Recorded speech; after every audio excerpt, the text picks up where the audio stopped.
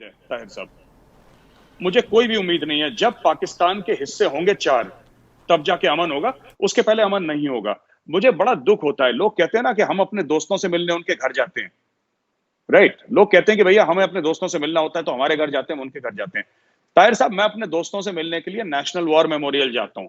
वहां पे लोग हैं जिनके नाम मैं पहचानता हूं, जिनके साथ मैंने सर्विस करी, जो मेरे सीनियर थे, मेरे जूनियर थे, जो हमारे शहीद हैं, जो वीर गति को प्राप्त हुए। तो ऐसे ही हिंदुस्तान में हजारों परिवार हैं जिनके बच्चे, जिनके बेटों का, भाइयों का, पतियों का नाम वहां पे लिखा हुआ है। तो अगर किसी को ये लगता है पाकिस्तान में किसी को... नमस्ते, अस्सलाम वालेकुम। ताहिर गोरा बिलतकल्लुफ़ में आपकी खिदमत में हाजिर है। व्यूअर्स, आज हम बातचीत करेंगे एक बहुत ही ख़ास हस्ती से, जनाब मेजर गौरव आर्या जी से। आप पूरे साउथ एशिया में बहुत जाने जाते हैं, पाकिस्तान में भारत से ज़्यादा जाने जाते हैं, और चाहे फ़ौज की दुनिया हो, चाहे जर्नलिज़म की दुनिया हो, चाहे इंटेलिजेंस की दुनिया हो, और चाहे अपनी ज़ाती विज़डम हो, मेजर गौरव आर्या जी किसी चीज़ से पीछे नहीं हैं। मैं नमस्कार करता हूँ, खुश आमदीद करता हूँ मेजर गौरव आर्या जी का। आपका पाकिस्तान में पुतला जलाया गया, मैं बात यहाँ से शुरू करता हूँ।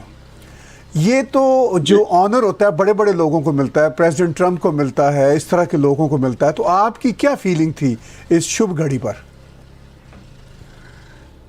अब मुझे तो समझ में नहीं आया। मुझे जब वीडियो आया तो मैं थोड़ा सा कंफ्यूज था कि ये पुतला मेरा क्यों जला रहे हैं। फिर पता लगा काफी जगह जलाया गया था पुतला, और गधे पर भी बैठाया। तो जब गधे पे बैठाया तो तब मुझे लगा कि हाँ, मैं थोड़ा फेमस हो गया हूँ, क्योंकि सिर्फ जो बड़े बड़े नेता होते हैं इंडिया में उनको, उनके पुतले को गधे पे बैठाया जाता है।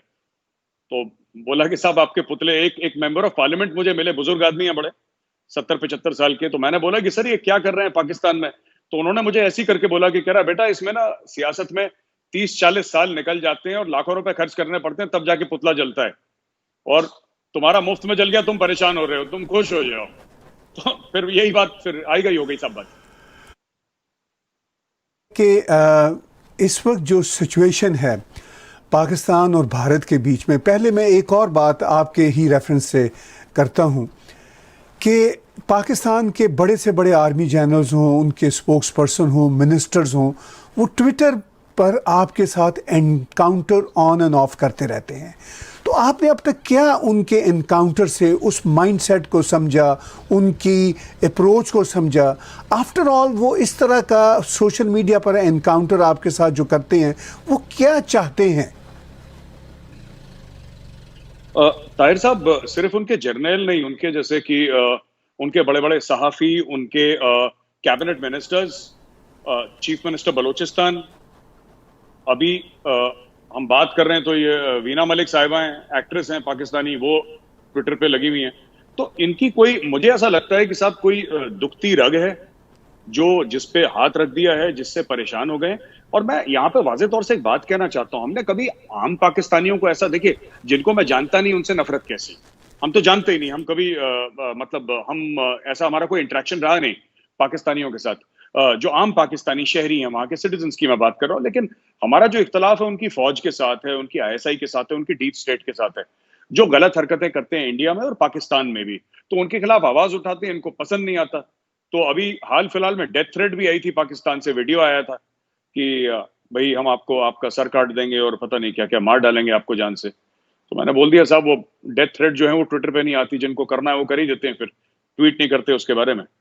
तो यही चल रहा है साहब। वो थोड़ा सा जर्नल वहां के परेशान है मुझसे, जर्नल वहाँ के परेशान हैं, मीडिया वहाँ के मीडिया के लोग आपसे परेशान हैं। और जैसा कि आपने कहा कि ये सारी जो लड़ाई है ये ट्विटर पे हो रही है या सोशल मीडिया पर हो रही है जी। तो आपको क्या लगता है कि पाकिस्तान की जो एस्टैब्लिशमेंट है, पाकिस्तान की जो पॉलिटिकल एलीट है और जो उनके ट्रोल्स हैं, वो सिर्फ और सिर्फ अपनी अब लड़ाई सोशल मीडिया पर ही करने के काबिल हैं? एक फौजी ट्रेनिंग रखने वाले शख्स होने के नाते आप इसको किस तरह देखते हैं? सर, मैं तो सोचता हूँ कि एक लैक ऑफ कॉन्फिडेंस है कहीं ना कहीं जो पाकिस्तान का रूलिंग एलीट है। क्योंकि ये लोग अभी बाजवा साहब को 3 साल का एक्सटेंशन मिला। बाजवा साहब ने बोला भाई भारत से बड़ा खतरा है, हिंदुस्तान से खतरा है, मुझे 3 साल का एक्सटेंशन दो, मैं भारत की बाह मोड़ दूंगा, आंखें फोड़ दूंगा। 3 साल का एक्सटेंशन लिया, फिर बाजवा साहब तो गायब हो गए। अब सारी लड़ाइयां ट्विटर पे हो रही हैं इनकी। और ट्विटर पे इनकी लड़ाइयां क्यों हो रही हैं? क्योंकि अब देखिए, जो गरीब का बच्चा था उसको तो भेज दिया जिहाद लड़ने के लिए कश्मीर में, और जो जितने भी अमीर हैं, इन्होंने बोला साहब ये हमारे बच्चे ये सब नहीं करेंगे। तो पाकिस्तानी फौज लड़ने वाली फौज है ही नहीं, वो लड़ाई नहीं करती। लड़ाई के लिए उन्होंने हाफिज सईद और मौलाना मसूद अजहर जैसे गुर्गे पाल रखे हैं, गुंडे पाल रखे हैं, क्रिमिनल्स पाल रखे हैं, टेररिस्ट पाल रखे हैं, और बाकी अपने मजा करते हैं। तो ये ट्विटर की जो आप बात कर रहे हैं ना ताहिर साहब, ये इनका है एक। अच्छा, एक और बड़ी इंटरेस्टिंग बात मैं आपको बताता चलूं कि मैं ट्विटर पे क्यों हूं। हमने तो अपनी सरकार को कई बार रिप्रेजेंट भी करा कि आप लोग भी इनका जवाब दीजिए। तो हमारी आर्मी का एक हैंडल है एडीजीपीआई। तो मैंने आर्मी में भी रिप्रेजेंट करा as a veteran, as a former army officer, कि आप लोग क्यों नहीं, आईएसपीआर जो है, आप लोग इसका क्यों नहीं जवाब देते। तो उन्होंने मुझे यह बताया कि हमारी ये पॉलिसी नहीं है, हम लोग एक प्रोफेशनल ऑर्गेनाइजेशन है, और आर्मी की न्यूज एक आम हिंदुस्तानी को देना वो हमारा काम है। हमारा ये काम नहीं है कि हम वहां पे जाके पाकिस्तानी कोई सीनियर आदमी है, जनरल है या प्राइम मिनिस्टर, उसको ट्रोल करे। We are a professional army, हम ये सब लोग नहीं करते। तो जब मैं बहुत परेशान हुआ तो मैंने एक दो लोगों को इकट्ठा करा, दोस्तों को इकट्ठा करा। तो मैंने बोला अगर हमारी फौज ये सब चीज नहीं करना चाहती तो ऐसी बात नहीं है कि जो आईएसपीआर कर रहा है उसका जवाब नहीं होगा। जवाब हम लोग देंगे बतौर सिविलियंस, क्योंकि अब तो हम फौज छोड़ चुके हैं, तो हम भी सिविलियन ही हैं। तो फिर हमने जवाब देना शुरू करा, और जवाब देते देते पिछले 3 साल से जवाब दे रहे हैं ताहिर साहब। बात इतनी आगे बढ़ गई कि वो लोग पूरी तरीके से परेशान हो गए कि हो क्या रहा है। और यहाँ पे ज्यादा लोग नहीं है, क्योंकि सरकारी तौर पे जैसे वहां पे इंस्टीट्यूशनलाइज्ड है, पाकिस्तान में आईएसपीआर है, आईएसपीआर की एक बहुत बड़ी बिल्डिंग है, उसमें लोग हैं, सिविलियंस हैं। इंडिया में ऐसा कुछ नहीं है। इंडिया में आप देखिए, हमारा जो ऑल्टरनेट हैंडल है, जो आईएसपीआर का, जो हमारा, जो जिसको कहते हैं, जो हमारे यहाँ जो फौज का काम करता है आईएसपीआर, दैट इज कॉल्ड एडीजीपीआई। आप एडीजीपीआई के 100 ट्वीट्स आप देख लीजिए ताहिर साहब, आप उनके पिछले 100 ट्वीट्स देख लीजिए और आईएसपीआर के 100 ट्वीट्स देख लीजिए, आपको पता लग जाएगा।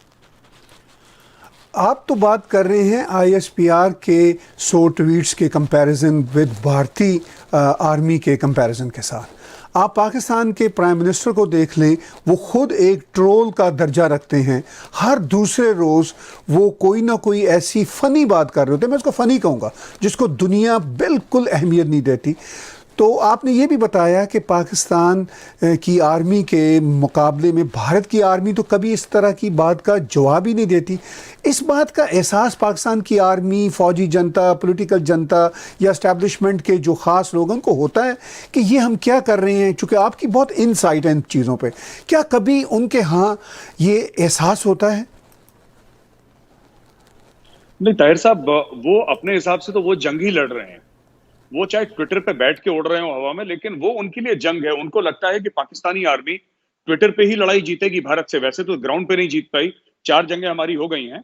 तो अब उनको लग रहा है कि जो अगली लड़ाई होगी ट्विटर पे ही जीतेंगे। इसलिए सारा उनका जो, जब आसिफ गफूर साहब थे इनके डीजी आईएसपीआर, तब वो बड़े एक्टिव थे। अब नए वाले आए हैं, वो बिल्कुल भी एक्टिव नहीं है। तो उस समय भी जितनी भी भारत को धमकियां देनी थी, या हम तुम्हें सरप्राइज देंगे और अभिनंदन को चाय पिलाई, ये सब एक ही आदमी था। उस आदमी की पोस्टिंग हो गई, आईएसपीआर भी ठंडा पड़ गया। तो बस यही इनका यही चल रहा है। सब ट्विटर पे महदूद हैं ज्यादातर ना, ट्विटर फेसबुक पे, इससे ज्यादा वहां पे बस का है नहीं कुछ। थोड़ा सा तो मुझे तो थोड़ा सा सरप्राइजिंग भी लगता है ताहिर साहब। नहीं, देखिए बात यह है कि ये कहते हैं कि हम ट्विटर पे जीतेंगे, मतलब अगर ऑफिशियली नहीं भी कहते तो उनके एक्शंस का मतलब यही है। लेकिन क्या ये असल जीत है, और क्या वाकई ये ट्विटर पर जीत रहे हैं? ये 2 सवाल हैं ताहिर साहब। मुझे तो खुद अच्छा नहीं लगता कभी कभी जो मुझे करना पड़ता है। माई सेल्फ, मुझे लगता है, मैं आज से 21 साल पहले आर्मी में ऑफिसर था, आज भी मेरे रैंक के आगे मेजर है। तो ये सब चीजें नहीं करनी चाहिए, ये मजबूरी है, क्योंकि ये मानते नहीं आईएसपीआर वाले। मुझे तो ये नहीं समझ में आता कि इनको शर्म क्यों नहीं आती। आप फौजी हैं, आपने वर्दी पहनी है, आपका काम है अपने मुल्क की हिफाजत करना, ये आपकी पहली ड्यूटी है। ये गल्ले, आप समझते हैं पाकिस्तान में पता नहीं क्या बोलते हैं, गल्ला समझते हैं आप, जो कैश बॉक्स होता है, ये गल्ले पे बैठी हुई फौज है ताहिर साहब। ये गल्ले पे बैठे हैं। आप देखिए, फौजी फाउंडेशन $20 बिलियन का बिजनेस है। आप ये पास्ता बनाती है फौज, ये फर्टिलाइजर बनाती है, ये जिबा करे हुए ईद के जानवरों की खालें बेचती है। तो अब अगर हम इनसे ये एक्सपेक्टेशन करें कि फौज लड़ेगी, तो मुझे नहीं लगता कि अपने मफादात छोड़ के फौज, ये अब लड़ने वाली फौज नहीं रही। जो इन्होंने लास्ट लड़ाई करी थी 99 में कारगिल में, उसके बाद तो साहब इन्होंने कोई एक्शन करा नहीं है। और ये सारा का सारा अपनी जो देश की हिफाजत है, मुल्क की हिफाजत पाकिस्तान की, ये इन्होंने बांट दिए, ये पकड़ा दिए इन्होंने हाफिज सईद जैसे लोगों को। तो अब तो खुद ये काम कुछ करते नहीं है ऐसा। तो मेरे लिए बड़ा डिस्टर्बिंग सा लगता है।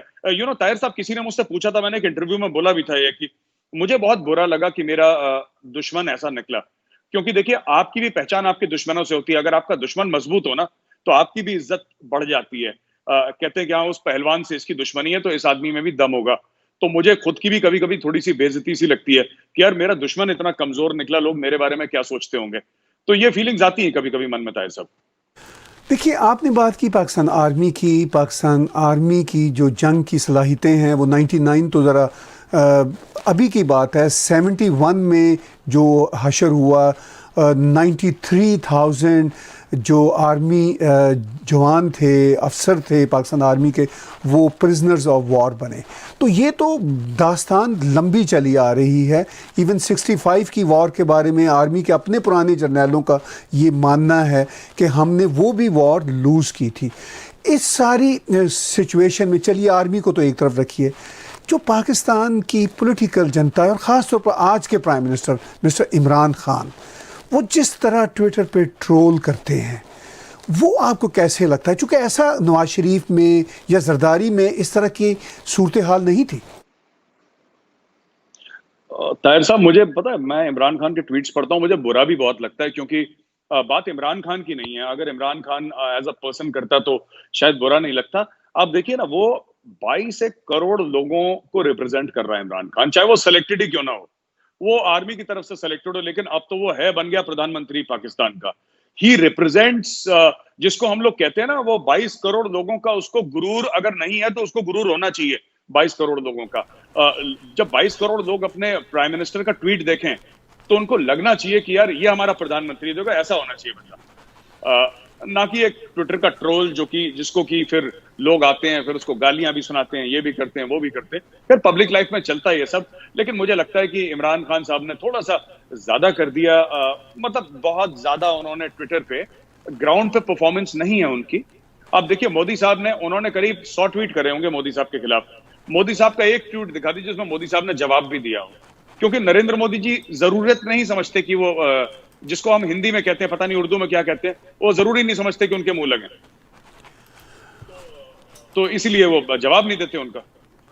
वो तो खैर ठीक करते हैं प्राइम मिनिस्टर नरेंद्र मोदी। उनको इन छोटे छोटे पैटी इश्यूज पर क्या मुंह लगना, और ये मैटर नहीं करते। अब मैं आपके एक जर्नलिस्ट की कैपेसिटी के हवाले से ये जानना चाहता हूँ कि आप एक वाइब्रेंट जर्नलिस्ट के तौर पर काम कर रहे हैं, तो क्या फ़र्क आपने महसूस किया जब फ़ौज पे आप लड़ा करते थे, अब एक और महाज पे हैं, ऐसा महाज जिसमें नैरेटिव्स की जंग है, आइडियाज़ की जंग है, और उसके साथ साथ बहुत ज़्यादा फेक न्यूज़ का और करेक्ट न्यूज़ का झगड़ा चल रहा है। तो उसको आप अगर पाकिस्तान और भारत के कॉन्फ्लिक्ट्स के कॉन्टेक्स्ट में देखें तो वो कैसा दिखता है आपको? मैं तो ताहिर साहब, मैंने फौज छोड़ी थी 99 में, तो मुझे 21 साल हो गए आर्मी छोड़े हुए। और उसके बाद मैं तो एक कंपनी का सीईओ था, एक कंपनी का प्रेसिडेंट था, मल्टीनेशनल कंपनी का।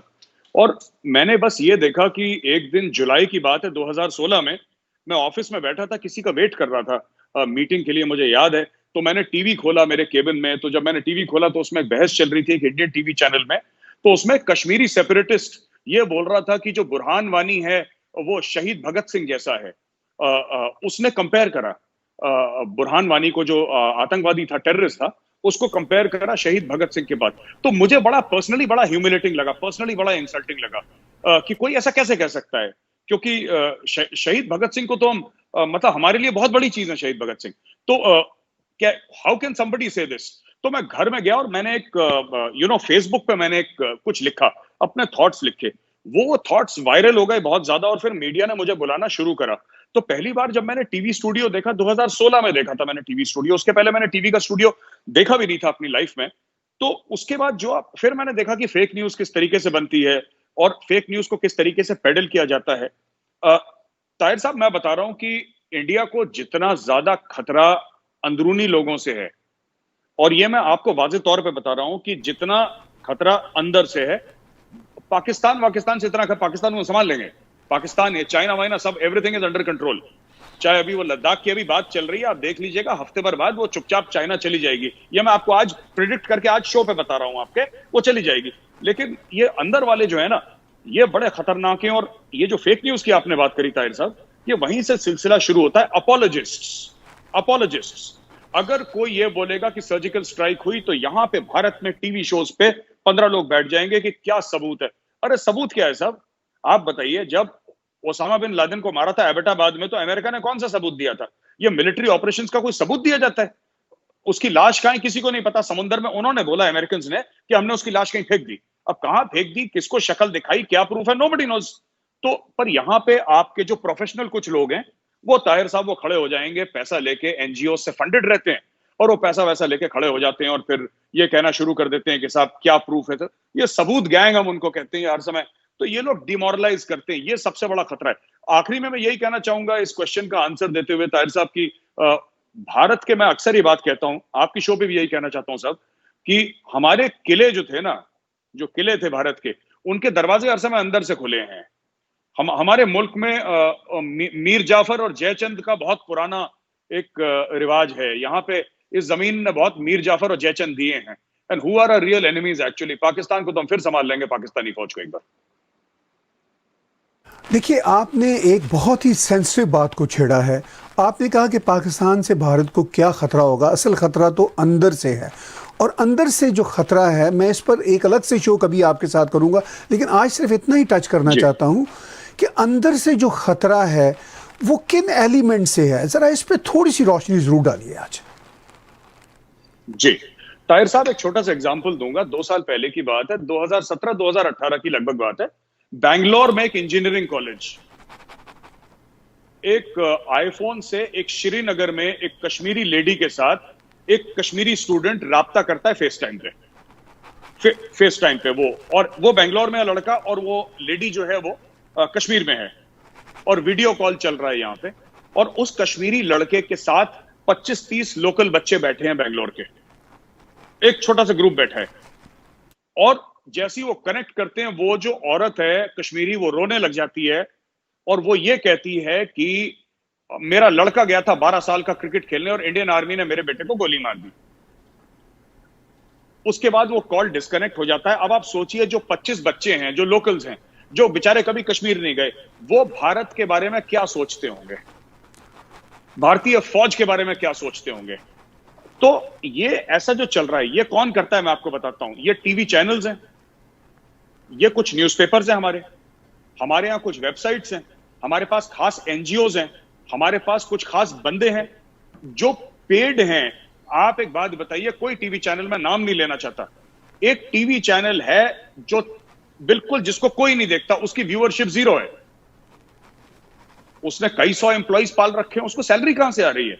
जब भैया जब आप टीआरपी की रेटिंग्स देखते हैं, it is nowhere, and it is a main stream channel, Hindi में, इंग्लिश में, कोई नहीं देखता उस चैनल को, लेकिन एम्प्लॉइज को सैलरी मिल रही है और सब कुछ खर्चे बढ़िया से चल रहे हैं। तो आप अगर बिजनेस मॉडल देखें तो बिजनेस मॉडल क्या है? कुछ लोग हैं जो अचानक, आपने अभी देखा होगा, वो अरब से या कहीं से वो प्रिंसेस थी, जो वो इस्लामोफोबिया की बात करी थी, ताहिर साहब आपने सुना होगा। अब एक छोटा सा सवाल है, वो प्रिंसेस आई, तूफान की तरह आई और तूफान की तरह चली गई। अब वो प्रिंसेस कहां है किसी को कुछ नहीं पता। उसके फॉलोअर कुछ हजार थे, ओवरनाइट उसके फॉलोअर ट्विटर पे कुछ लाख हुए, उसने 4, 5, 10, 15, 20, 25 ट्वीट करे, और ट्वीट करके उसने अपने पैसे लिए और वो गायब हो गई। अब वो प्रिंसेस कहीं दिखाई नहीं देती। जैसे कि इस्लामोफोबिया की जो प्रॉब्लम इंडिया में थी, अचानक ठीक हो गई, 3 हफ्ते के लिए थी, अब वो ठीक हो गई, या कभी प्रॉब्लम थी नहीं, या फिर है लेकिन वो भाग गई, किसी को कुछ नहीं पता। तो ये कई सारी एजेंसीज हैं जो इंडिया में, इसलिए मैं कह रहा हूं हिंदुस्तान को खतरा, देखिए पाकिस्तान से जो भी खतरा है ना, वो हमारी आर्मी संभाल लेगी, उसमें पहले भी संभाल चुकी है, कोई बड़ी बात नहीं है। चाइना को अभी संभाल रही है, आप देख लीजिएगा, मैं भविष्यवाणी आज कर रहा हूं, ये 1 हफ्ते बाद चाइनीज चले जाएंगे वहां से। 1967 के बाद एक गोली नहीं चली चाइना के साथ, 50-55 साल हो गए।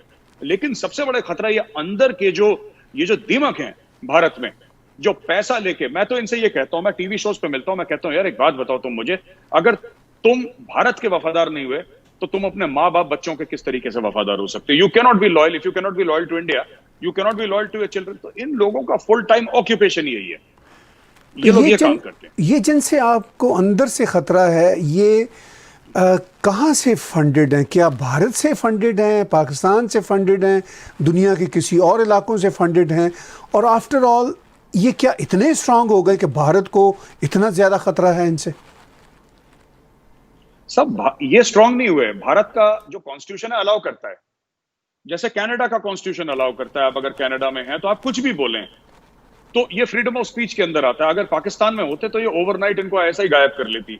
4 बंदे आते हैं सिविल क्लोज में और उनको गायब कर लेते, फिर ये कभी नहीं मिलते लाइफ में, कभी बॉडी मिलती इनकी पड़ी। लेकिन हिंदुस्तान है, आप हिंदुस्तान अकेला वाहिद मुल्क है जहां पे आप आर्मी चीफ को सड़क का गुंडा बोलिए, आप मोदी को दहशतगर्द बोलिए, टीवी पे बोलिए, हर रात बोलिए, आप कश्मीर से बोलिए, और मोदी को और भारत को और इंडियन आर्मी को गाली देने के बाद, कश्मीर में बैठ के इंडिया को गाली देने के बाद, फिर आप एंड में जाके ये भी बोलिए कि कश्मीरियों पे बहुत जुल्म हो रहा है।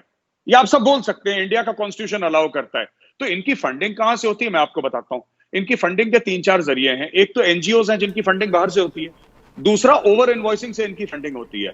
मैं आपको बताता हूं, मैंने 10 टन सेब खरीदे कश्मीर से, राइट? मैंने 10 टन सेब खरीदे कश्मीर से। उसने बोला कि मैं आपको दूंगा साहब 20 रुपए किलो के सेब दूंगा। तो हमारी डील कुछ माना कि फॉर एग्जांपल मैंने बोला कि हमारी डील 5 करोड़ रुपए में तय हुई। 5 करोड़ रुपए में तय हुई। मैंने उसको बोला कि तुम सुनो, तुम 5 करोड़ रुपए मैं तुम्हें नहीं दूंगा, मैं तुम्हें 10 करोड़ रुपए दूंगा। तुम एक काम करो, 5 करोड़ रुपए तुम खुद रखो जो तुम्हारा बिजनेस का पैसा है, 1 करोड़ रुपए अपना कमीशन रखो, 4 करोड़ रुपए तुम वहां पे इस बंदे को दे देना। तो वो बैंक से धीरे धीरे कैश निकालेगा और स्टोन पेल्टर्स में बांटता रहेगा। हवाला के चैनल से पैसा आता है। तो एनआईए ने, देखिए, जब से एनआईए की रेड्स हुई हैं वहां पे कश्मीर में स्टोन पेल्टिंग बहुत कम हो गई है, क्योंकि वहां पे मैं जानता हूं लोगों को। एक लड़का है, मैं उसका नाम नहीं लूंगा, मैं उसको जानता हूं, वो स्टोन पेल्टिंग करवाता है, प्रोफेशनल स्टोन पेल्टर है। He is in Srinagar, professional stone पेल्टर है। 500 स्टोन पेल्टर उसके अंडर में, उसके व्हाट्सएप ग्रुप बने हुए हैं। आप उसको पैसा दीजिए। ये पॉलिटिकल पार्टीज करवाती हैं। ये जो मेजर गोगोई का केस आपने सुना था, आपने जो मेजर गोगोई का केस सुना होगा, जिसने वो गाड़ी के ऊपर बैठाया था, जो इंडियन आर्मी का मेजर था, उस समय में जो साहब वहां पे स्टोन पेल्टिंग हुई थी, जिसमें मेजर गोगोई, वो कोई हुर्रियत की स्टोन पेल्टिंग नहीं थी, वो कश्मीर की मेन स्ट्रीम पॉलिटिकल पार्टी ने स्टोन पेल्टिंग करवाई थी, जिसमें गोगोई वो लोगों को बचा के ला रहा था। तो ये सच्चाई है, सब ऐसे करते हैं ये लोग। मैं बिल्कुल आखिर में आपसे अब ये जानना चाहूँगा कि ये सारे चैलेंजेस अपनी जगह पे जो भारत भी फेस कर रहा है और कुछ चैलेंजेस ब्रॉडर हैं जो पूरा साउथ एशिया फेस कर रहा है। अब पाकिस्तान और भारत का जो कॉन्फ्लिक्ट है वो एक ना ख़त्म होने वाली सूरत हाल है।